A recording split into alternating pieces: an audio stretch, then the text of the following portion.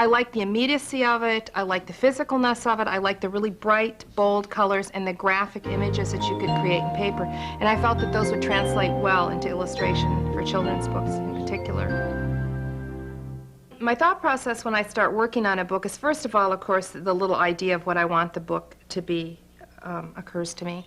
Then I work the manuscript and text, but at the time I'm doing that, I'm also seeing pictures. Sometimes I see a picture in my head, and then a word comes. I start with very rough sketches, very, very rough, very loose. I use China marker because it's a very blunt, kind of like a crayon. And I don't use pencil because when I find I use pencil, I start back in that old Ricky-Ticky style again. Sometimes I use cut paper. I just sit down and cut the shape so that I get a graphic shape because I just want, you know, like a silhouette image. Then I will kind of arrange all these things and work out the pacing of the story, the pacing of the words, what I want to happen.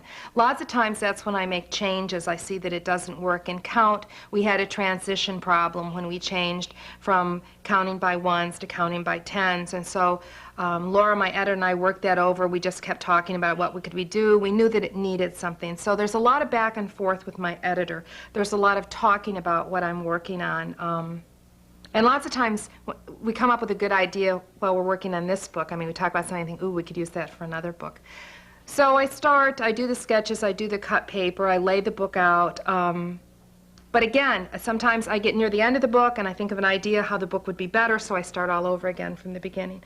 So it kind of is a cycling process. It just keeps going round and round till it's at the point I want it to be. In working on a book from the time the contract is signed until the book goes to the publisher, it usually takes a total of 6 months. When I'm working on a book, working on the sketches, working on the ideas, it's kind of like a whole community project here. I put the sketches up on the wall and I give everyone little post-it notes, and they have to go past the sketches and they have to write on, you know, the little post-it notes and put them on pictures, what's their favorite and why. And why they don't like something. We go through that, and I mean anyone that comes here has to do that. My daughter's friends, I had pictures laying out on the floor, and Lisa came out and said that, oh, she really liked those, and I heard Indigo say, you're going to have to tell her why. You know, maybe you don't want to tell her that. So we all work on it. A lot of input from David and Indigo. And what they think, if things work, if they understand. Because some things, because I know the idea I'm trying to project, I understand it totally. But lots of times when they look at it, they don't, it's not as clear to them as I think it should be. So there's a lot of that. And it helps me a lot in actual moving things around, the actual physical part of the paper making. And he makes my screens for me. When I'm working on a piece, I don't plan out the colors. I decide the colors when I'm making the piece. In Tall, Tall Grass, obviously, I did make some decisions in that book. I wanted it to be very yellow. I wanted it to feel like a hot summer's day. So all the skies were yellow as opposed to blue, because a blue sky does not feel like a hot summer's day to me. I use colors that evoke emotions as opposed to, you know, reflect reality. In Count, I really wanted a sense of vibration, so I used colors that played against each other. But I decide them at the time I'm doing them. And because I have the stencils, you see, I can easily redo pieces of art again. You know, I can do it 2 or 3 times, sometimes trying different color combinations. People often mistake what I do for collage. The basic difference is collage is pieces of paper, fabric, material applied to a surface. They're like glued on, they're separate pieces. In my work, it's all fiber, it's part of the whole. My favorite part of the whole process is when I get the idea, and I know it's a great idea, and then I call Laura and she thinks it's a great idea. I mean, that's my favorite part. Sometimes, this is going to sound awful, but sometimes after you sign the contract, that's like the high. You sign the contract and then you think, ooh, I have to do all this now. I mean, there's a lot of work involved and there's a lot of time involved, and it's actually that's the exciting part. I mean, that really is, you know.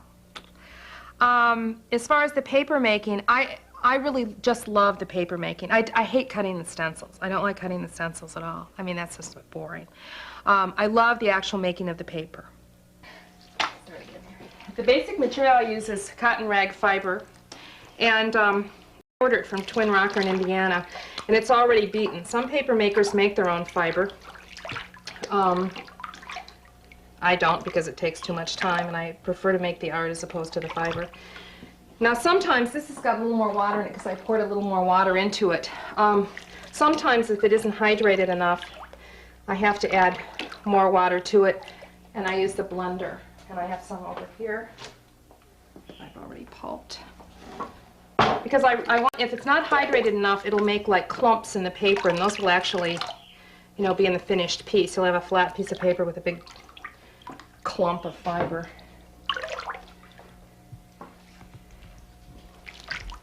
Now I want enough of the fiber pulp in here so that when I pull my hand through, just about this much remains on the top of my hand. If I have too much fiber in here, the paper is too thick and it over the edge of the decal, which is the frame on the screen, and it makes it very difficult to work with. To make the base sheet of paper, I use a screen, and basically what it is window screen. It has that egg crating that they use for fluorescent lights as a support underneath. And that's called the mold, and this is called the decal. And this is what holds the fiber onto the screen. So I just take it down and rip it up through. And sometimes, especially with big pieces, there's a lot of suction, and you get great upper body strength after you do this a lot. And as you can see, the water is draining, well, it's draining down through the bottom, and the fiber remains on the top on the screen. So now I take this, and this is where I'll apply the colored fibers. Now the pulp that I use for the pulp painting is much finer ground or beaten than the pulp that I use for the base sheet. This is actually like a pulp powder. Now I have the white base sheet, but then I use the colored fiber and I pour that on for my background color. And the neat thing about the pulp is because it's suspended in water, it just kind of flows. And when, like, I put the purple over this blue, they kind of just blend together. They have like a loose edge.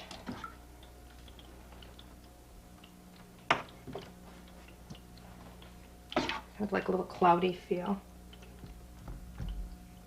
And again, the fiber stays on the surface and the water drains through.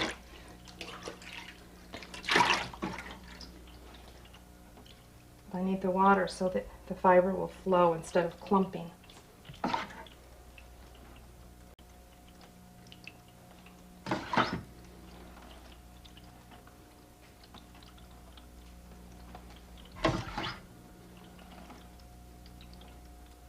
Okay, now I'm going to change. And I'm going to start with the purple. And you'll see what I mean about how the colors kind of merge. See, the fibers just kind of float around. So you don't have a real even tone. I want a looser, kind of freer look.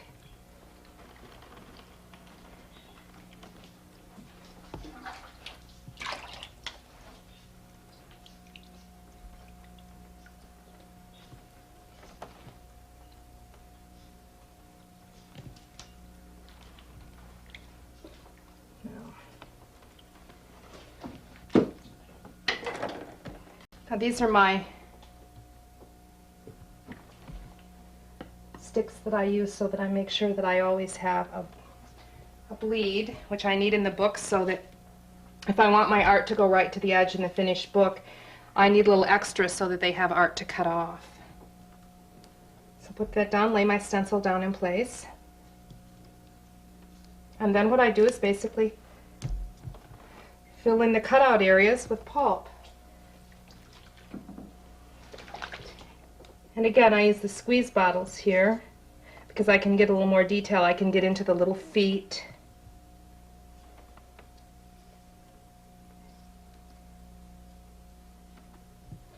Now fiber in pulp painting, because the fibers are suspended in water, you do sometimes, you know, they float out underneath the stencil. So you don't have like a really clean edge. You may have a rougher edge or an uneven edge. But that's one of the things I like about pulp painting. It kind of gives a feeling of spontaneity or movement to the end piece.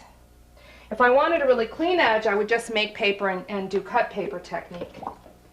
But that's not really what I'm going for.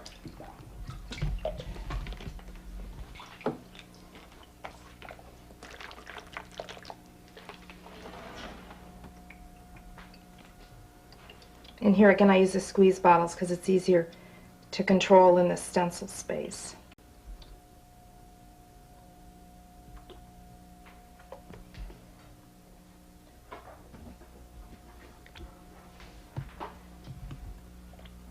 Paper making has been around for centuries, but in California the actual using paper as an art form started, and then pulp painting grew out of that. Now, as far as I know, there aren't any other people in children's books that use paper making as illustrations.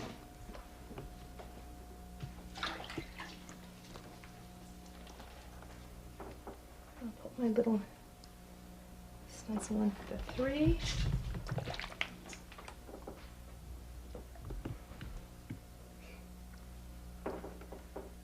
And the nice thing about using the stencils and to make the pieces is that you can reuse them. I can use this over and over again. If I don't like the piece the first, second time around, I can just keep reusing the same stencil.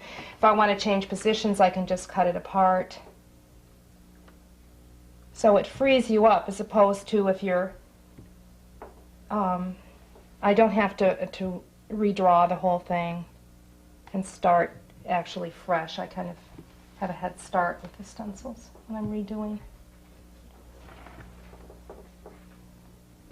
I'll let that drain through a little.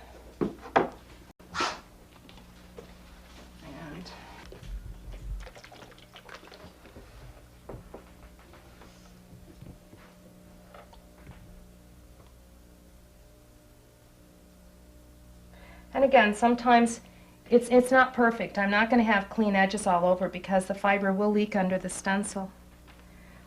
But instead of trying to fight that, you just try to utilize it.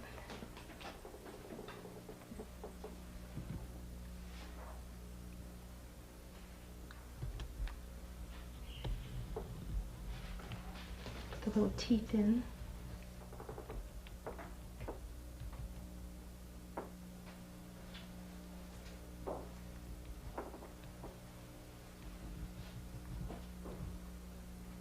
Got a little pink there.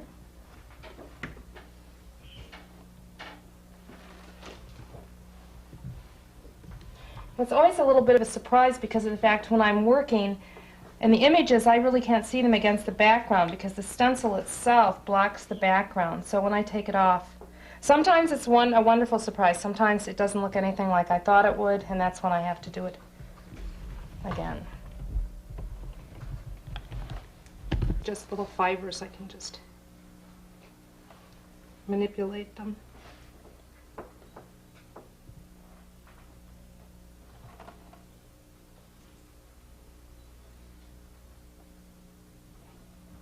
And put the eyes in.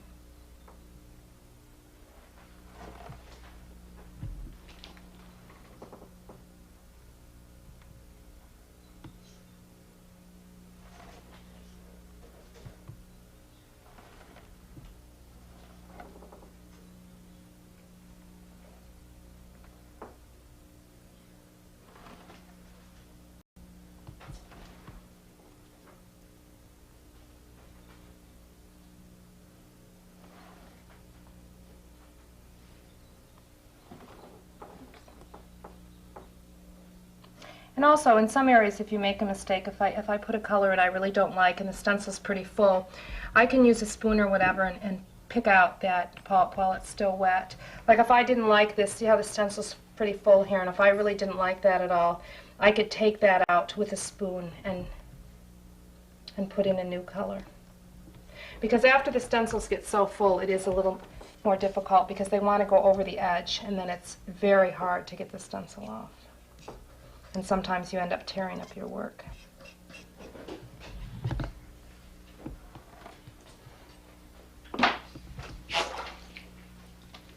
Page stencil, sometimes just a stencil for a small area. I want to kind of wiggle it so that the fiber lets go. it basically wants to stay where it's wetter, so it really wants to hold on to the fiber underneath it.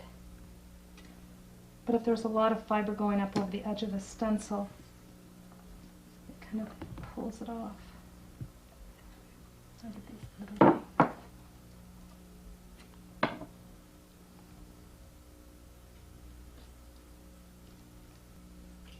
Oops, we don't want to lose those little teeth. It's a crocodile without teeth. Oops. Oh, this will look like this one will let go. There we go.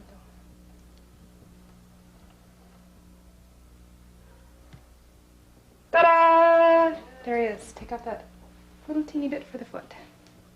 So now what I'm going to want to do is I'm going to want to flip this off, which is called cooching, so that we can put it on the vacuum table and take the excess moisture out of it.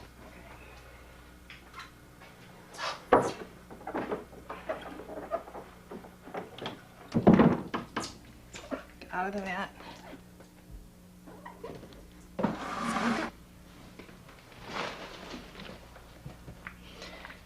Press it down. Then use kind of a rocking motion.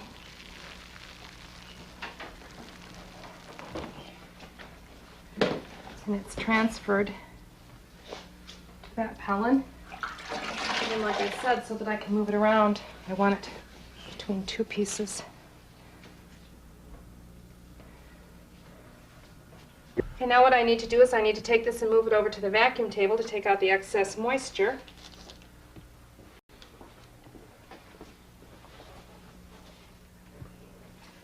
Now the paper's fairly fragile at this state.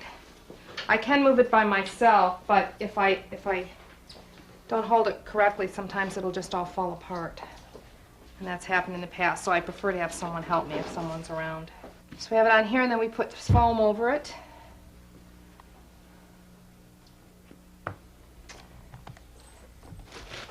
And then we put this plastic over. And this plastic is really, I mean, it feels like a saran wrap or something almost.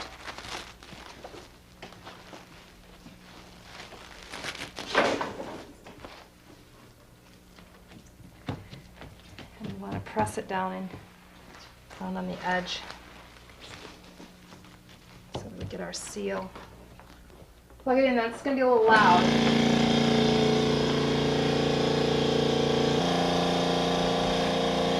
And you get the water beginning to go towards the hose.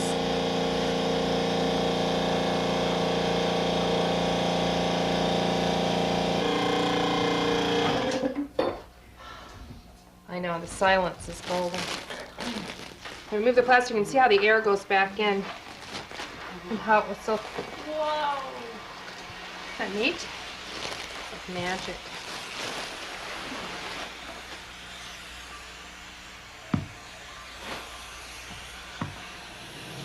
And see, now the piece of paper is actually a stamp, but it's a viable piece of paper. It can be moved around. So now what I need to do is, a lot of the moisture is out of it and it's compressed so that it's a fairly sturdy sheet. It's not near as fragile as it used to be, but I need to move it into the dry press, and that'll take the rest of the moisture out of it. It has to be in there about 3 days. Children love making paper. I do a lot of workshops in the schools and we make paper. And sometimes at the bookstores I set up like a little demo thing and I bring lots of extra pulp so that they can make paper too. Kids love making paper. We use, I tell the teachers ahead of time to save all the scraps from the construction paper scraps and have the kids tear them up because you can rehydrate that construction paper in the blender. So we kind of, like recycle. We use margarine wrappers for the foil and we put that in. We cut up embroidery floss. It's very accessible for kids. They love it. They really love the hands-on, and they love the water. They love the messiness of it. We do shaped pieces. Kids love it. Actually, paper making is wonderful. I think once you try it, you'd really like it.